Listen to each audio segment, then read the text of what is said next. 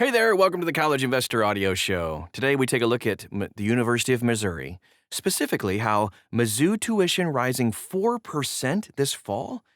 That's quite the leap. So let's take a look at it. But first, before we do, if you want to dive into this topic and many, many more, you can always take a look at thecollegeinvestor.com. You can find the article associated with every single podcast and many, many more. So many resources for you to check out for you and your family. Wherever you are on your money journey, we'd love to help you out. You can also drop us a line, get to know us, all the likes and the shares and things on social media. Just type in the words The College Investor, and you'll find us pretty much anywhere you are. Come see us. We'd love to get to know you. All right, let's take a look at this now. The University of Missouri System Board of Curators, sounds important, voted unanimously to raise undergrad tuition 4% across all 4 campuses for the 26-27 school year. Graduate tuition is going to go up 3%.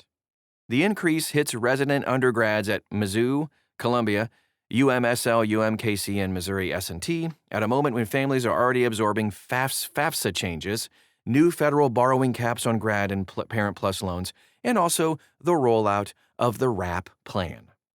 A 4% bump also runs slightly above the national pace for public 4-year schools.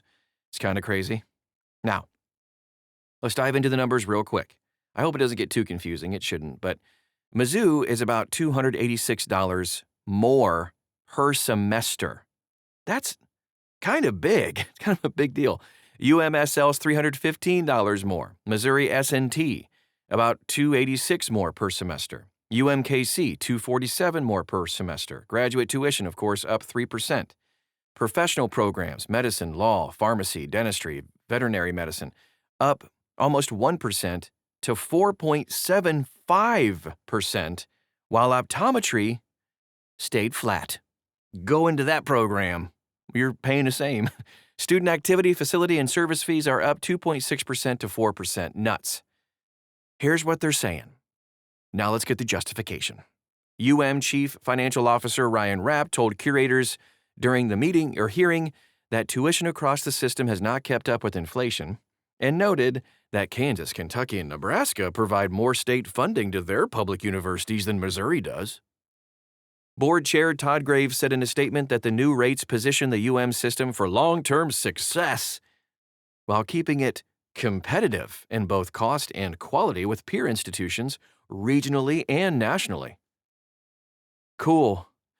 President Moon Choi pointed to Mizzou's 95% job placement rate and a 77% graduation rate, which is the highest in the state, and said Mizzou undergraduates receive an average of roughly $9,000 in financial aid per year, more than students at any surrounding flagship. Now, correct me if I'm wrong, but if you're a parent and you're shopping for schools, all that was a big marketing speech, right? But you're raising your prices. I can't afford it. So here's how all this connects. Missouri's 4% increase outpaces the broader market. Absolutely. The College Board's most recent data shows the average cost of college at 4-year public universities rose 2.9% for in-state students and 3.4% for out-of-state students last year, with projections near 3.25% for the 26-27 school year.